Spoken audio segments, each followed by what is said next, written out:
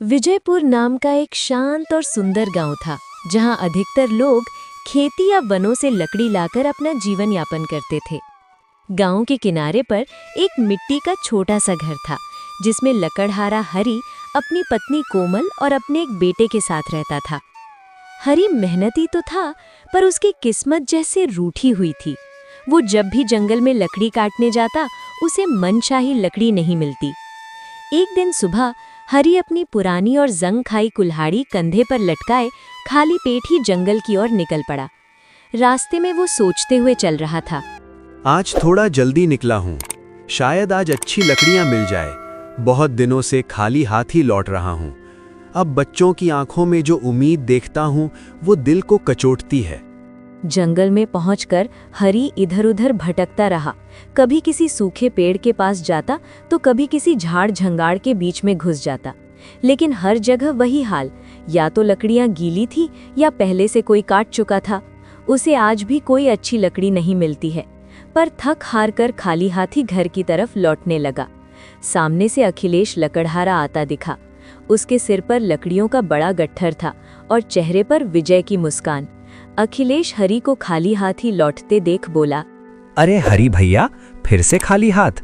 तुम तो अब जंगल में आने का टाइम टेबल ही बना लो। देर से आना और खाली हाथ लौट जाना।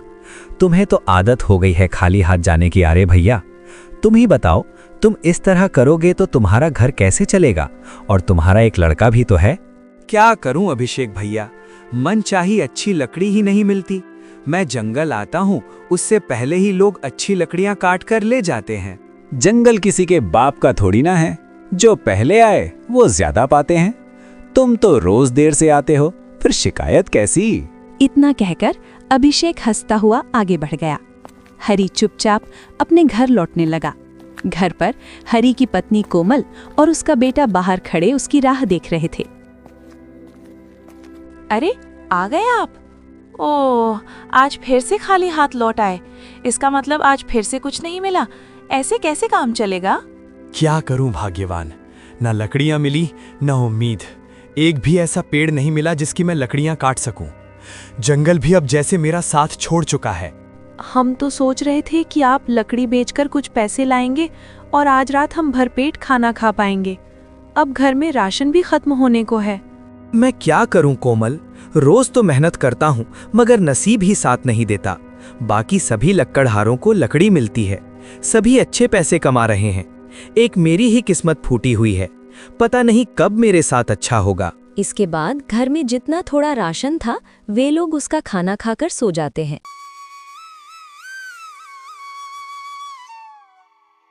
अगले दिन हरी पहले से भी ज्यादा जल्दी उठता है। कुल्हाड़ी लेकर अंधेरे में ही जंगल की ओर चल पड़ता है। आज कोई मुझसे पहले नहीं पहुंचेगा। आज मैं बहुत सारी लकड़ियां काट कर ले आऊंगा। आज तो मैं अभिषेक से ज्यादा लकड़ियां काटूंगा और उन्हें बेचकर कोमल के लिए कुछ सामान और घर का राशन ले लूंगा। आज तो लकड़ियों की कमी नहीं होगी। पर जंगल में पहुंचकर देखा तो वही हाल, लकड़ियां पहले से काट ली गई थीं। हरी ये देख के दुखी हो जाता है। तभी उसे सामने से मोहन लकड़हारा आता दिखा, जो लकड़ियों से भरी बैलगाड़ी खींचता हुआ आ रहा था। उसे देखकर हरी उससे बोला, क्या मोहन भाई, इतनी सुबह सुबह ये सब कैसे कर लिया?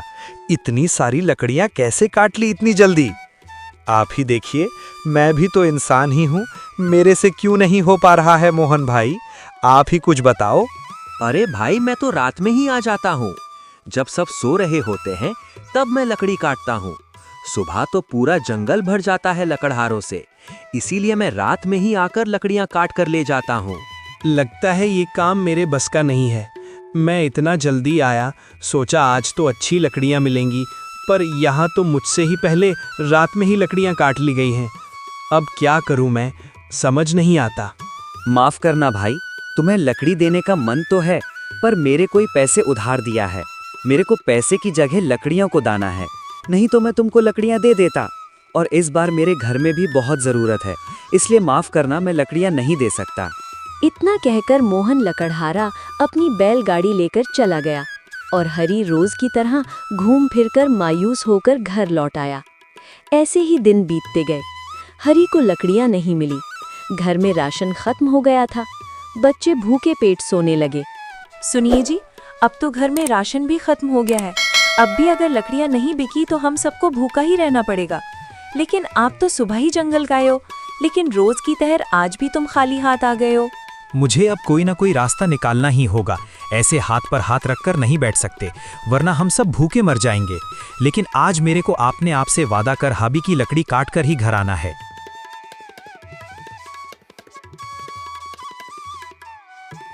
हमेशा की तरह हरी आज भी एक उम्मीद लिए जंगल की ओर जा रहा था कि रास्ते में उसने देखा एक व्यक्ति जमीन पर बैठा करा रहा है। पास जाकर देखा तो वो एक कीमती कपड़ों में सजा हुआ व्यक्ति था। उसे देखकर हरी बोला, मुखिया जी, आपको क्या हुआ? आप ऐसे क्यों करा रहे हैं? अरे भाई, मेरी मदद करो। मैं शिकार पर निकला था, लेकिन पता नहीं कैसे अचानक से इस फंदे में फंस गया हूँ। मेरे को इस जगह फंसे 5 से 6 घंटे हो गया है। पैर से खून भी बह रहा है। आप चिंता मत कीजिए मुखिया जी, मैं अभी आपको निकालता हूँ। हरी ने सावधानी से फंदा खोला, मुखिया का पैर बाहर निकाला और उसने अपने हाथों से पट्टी बांध दी। तुम्हारा बहुत बहुत धन्यवाद, तुमने मेरी जान बचाई है। तुम कौन हो और इस जंगल में क्या कर रहे हो? मेरा नाम हरी है मुखिया जी। मैं विजयपुर का एक लकड़हारा हूँ। रोज इस जंगल में लकड़ियाँ काटने आता हूँ। फिर हरी अपनी सारी बात मुखिया जी को बताता है। हरी, तुमने मेरी जान बचाई है, इसलिए आज से उत्तर दिशा का मेरा जंगल केवल तुम्हारे लिए आरक्षित है।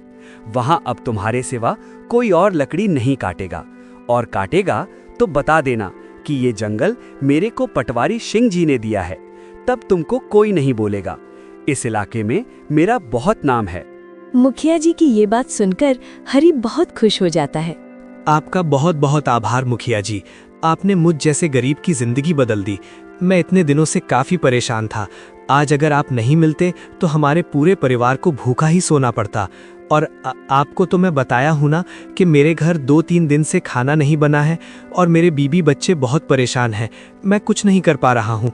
मैं जंगल आता तो हूँ, लेकिन रोज खाली हाथ घर चल जाता हूँ। मुखिया जी द्वारा दिया गया जंगल हरी के लिए किसी वरदान से कम नहीं था।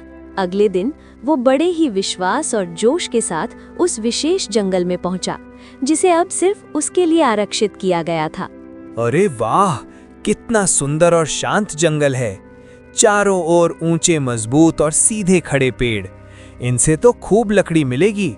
भगवान का लाख लाख शुक्र है, आज हमें खाली पेट नहीं सोना पड़ेगा।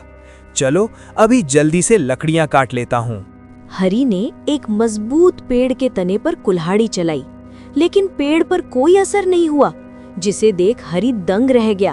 अरे ये क्या? मैंने तो आज ही कुल्हाड़ी की धार तेज की थी, फिर भी पेड़ पर कोई असर नहीं हो रहा। हरी ने फिर से कुल्हाड़ी चलाई, पर पेड़ पर कोई असर नहीं हुआ। उसने दूसरे पेड़ पर कोशिश की, फिर तीसरे पर हर जगह वही हाल, पेड़ पर कोई असर नहीं हो रहा था। हरी को घबराहट होने लगी। एक भी पेड़ पर कुल्हाड़ी का कोई असर नहीं हो रहा। कहीं मुखिया जी ने मुझे कोई बंजर जंगल तो नहीं दे दिया? अब क्या होगा? बच्चों के लिए यही तो उम्मीद जागी थी। ए भगवान, कहीं मुखिया जी मेरे को बुर्बक तो नहीं बना दिया? अब क्या होगा मेरा? कई दिनों से मैं लकड़ियां नहीं काट रहा।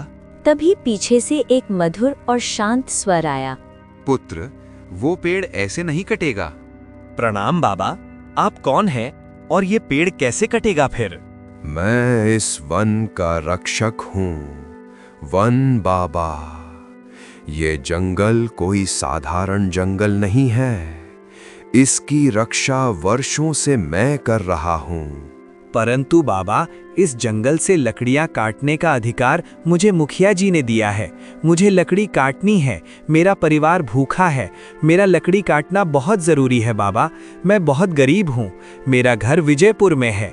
मैं छोटा मोटा लकड़ियों का व्यापारी करता हूँ, उसी से मेरा घर चलता है बाबा। फिर हरी ने उन्हें अपनी पूरी व्यथा सुना दी। गरीबी, बच्चों की भूख, दूसरों का ताना और अब उम्मीद का अंतिम सहारा। वन बाबा ने गहरी सांस ली और बोले, तुम सच्चे और मेहनती लगते हो पुत्र, इसलिए मैं इस वन को तुम्हारे लिए खोलता हूँ, पर एक शर्त पर। पर कैसी शर्त बाबा? तुम केवल उतनी ही लकड़ी काटोगे जितनी जरूरत हो, और जब कोई जरूरतमंद मिले तो उसकी मदद अवश्य करोगे। और तुमको जंगल में लालच मत करना और कभी भी फालतू लकड़ी मत काटना।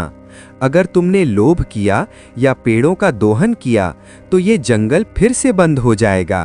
बिल्कुल बाबा, मैं वचन देता हूँ कि मैं जरूरत से अधिक लकड़ियाँ कभी नहीं काटूंगा और जरूरतमंद की मदद भी करूंगा। हरी ने उस दिन जरूरत भर के लकड़ी काटी, बाजार में बेची और पहले दिन ही उसे दुगने पैसे मिले। घर पहुंचते ही उसने आटा, चावल, दाल, सब्जी, मिठाई, बच्चों के लिए गुड़ और कोमल के लिए एक नई साड़ी ली। लो कोमल, आज तुम्हारे और बच्चों के लिए सब लाया हूँ। मिठाई, तुम्हारे कई साड़ी और बच्चों के लिए कपड़े और खिलौने भी लाया हूँ। और कोमल, मैं 1 हफ्ते का राशन भी लाया हूँ। आज पूरा बाजार ही खरीद लाया हूँ कोमल। हे भगवान, क्या ये वही हरी है जो कल तक खाली हाथ लौट रहा था? लगता है कोई चमत्कार हो गया है। इतने सारे पैसे कहाँ से आए तुम्हारे पास? कल तक तो तुम्हें लकड़ी नहीं मिलती थी, आज क्या हो गया है तुम सारा सामान लाए हैं? चमत्कार नहीं भाग्यवान, ये एक सच्चे मुखिया जी और एक बाबा की कृपा है जो हम पर हुई है। फिर हरी ने कोमल को सारी बात विस्तार से बताई, मुखिया जी से लेकर वन बाबा तक। कुछ दिनों तक हरी लकड़ियां काटता रहा और अच्छी कमाई करता रहा। एक दिन उसने विचार किया, अगर मैं इन लकड़ियों को जलाकर कोयला बनाऊं तो दाम और अधिक मिलेगा। बाजार में कोयले की भारी मांग है, जिससे मुझे अच्छा मुनाफा होगा और पूरे बाजार में कोयले का दुकान नहीं है, मेरे को अच्छे रेट मिलेगा। और फिर क्या था, हरी ने अगले ही दिन से ये प्रयोग शुरू कर दिया। लकड़ियों को सही तरीके से सुलगाकर उनका कोयला तैयार करने लगा। धीरे धीरे उसका कोयला बहुत प्रसिद्ध हो गया। गांव के व्यापारियों में उसके कोयले की चर्चा होने लगी। हरी भैया का कोयला आसपास में सबसे बढ़िया है, धुआं कम और गर्मी ज्यादा देता है। हाँ भैया, उसके कोयले का कोई मुकाबला नहीं। पता नहीं वो इतनी अच्छी लकड़ियाँ कहाँ से लाता है और उसका कोयला इतना अच्छा होता है। देखा कोमल, अब लोग मेरे नाम से कोयला खरीदते हैं। मेरा कोयला बनाने का विचार कितना सही साबित हुआ। तुमने देखा, उधर मेरा लकड़ी का धंधा और इधर कोयले का मेरा दोना धंधा एकदम सही चाला। हाँ, सच कहा आपने। अगर इसी प्रकार से चलता रहा तो हम थोड़े ही दिनों में बहुत पैसे वाले हो जाएंगे और भगवान का आयशी ही कृपा रही तो हम लोग अच्छे घर भी बना लेंगे। कुछ ही महीनों में हरी ने अच्छा धन जोड़ लिया। उसने अपनी मिट्टी के घर को तोड़कर पक्के ईंटों वाला 2 मंजिला मकान बना लिया। गेट पर टीन की छत, अंदर पानी का हैंडपंप और बाहर लकड़ियों का बड़ा स्टोर। अरे ये वही हरी है ना जिसका लोग मजाक उड़ाते थे और आज जंगल में रोज जाता था लेकिन कुछ हाथ नहीं आता था। लेकिन अब देखो तो सही, इसने तो कोठी बना ली है और लकड़ी का स्टोर भी बना लिया है जो कभी खत्म नहीं होगा।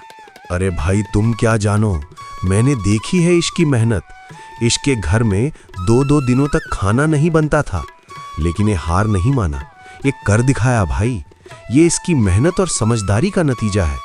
इसने इसके लिए बहुत मेहनत की है। इस प्रकार से पूरे गांव में हरी की चर्चा होने लगी। एक दिन अचानक गांव में जोरदार बारिश शुरू हो गई। लगातार कई दिन बारिश होती रही। सारे लकड़हारों की लकड़ियां भीग गई। जंगल में सारे पेड़ भी पानी से लथपथ हो चुके थे। अब क्या करें, सारी लकड़ियां तो गीली हो गईं।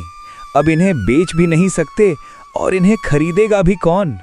उस हरी के पास तो सूखी लकड़ियों का भंडार है, वही हमारी मदद कर सकता है।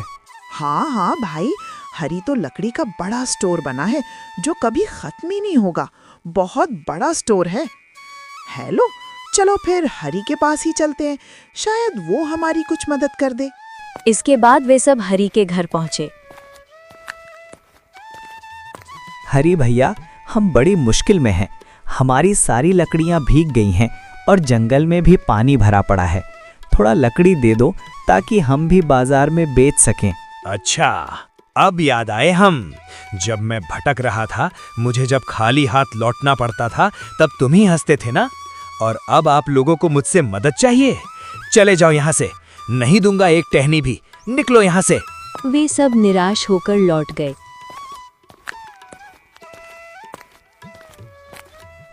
तभी उसकी पत्नी कोमल बोली, सुनिए जी, जब सबने आपका मजाक उड़ाया तब हमें दुख हुआ, लेकिन अगर हम भी वैसा ही करें तो क्या फर्क रह जाएगा हम में और उनमें?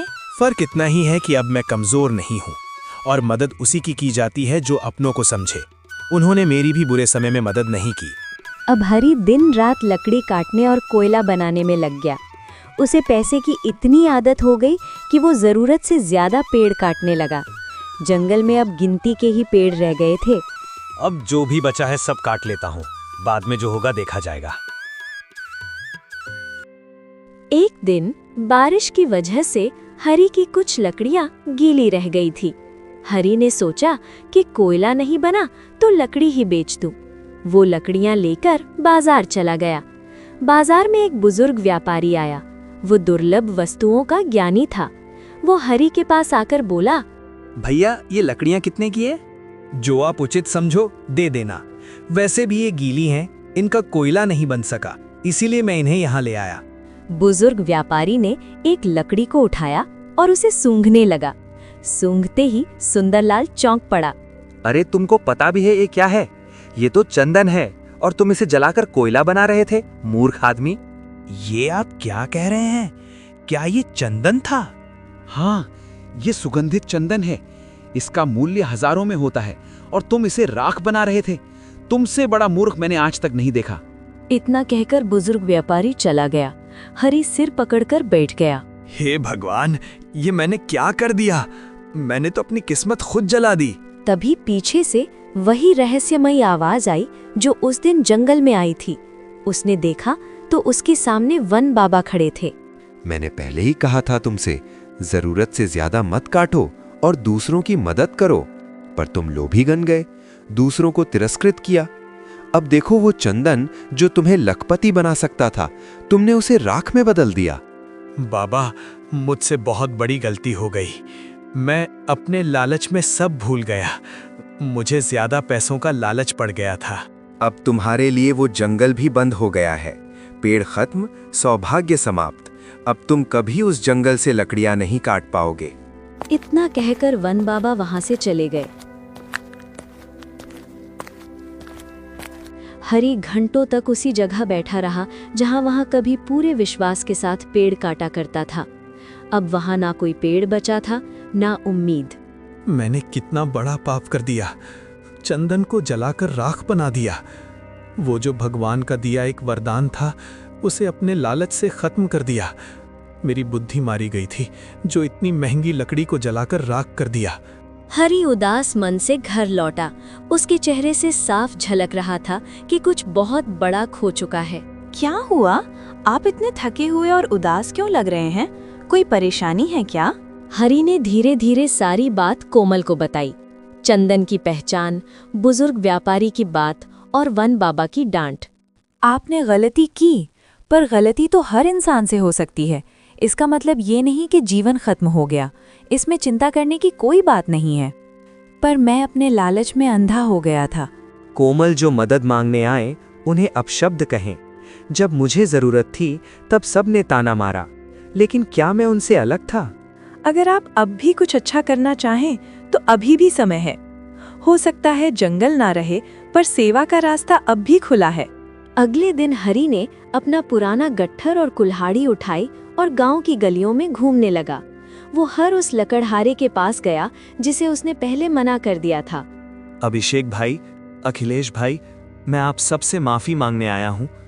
जब आप सबको मेरी जरूरत थी तब मैंने मुंह मोड़ लिया।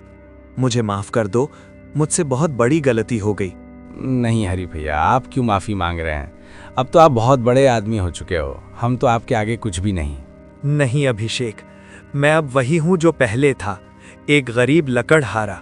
बस फर्क ये है कि मैंने अपने घमंड और लालच से अपना भाग्य जला डाला। अब मैं चाहता हूँ कि मैं फिर से इंसान बन सकूं, मददगार इंसान। ये सुनकर सबकी आंखें भर आई। आप जैसा ईमानदार आदमी हमने कभी नहीं देखा भैया। जो अपनी गलती खुले दिल से स्वीकार कर ले, वही असली इंसान होता है। हम सब मिलकर फिर से पेड़ लगाएंगे। जिस जंगल ने हमें जीवन दिया, अब हमारी बारी है उसे जीवन देने की।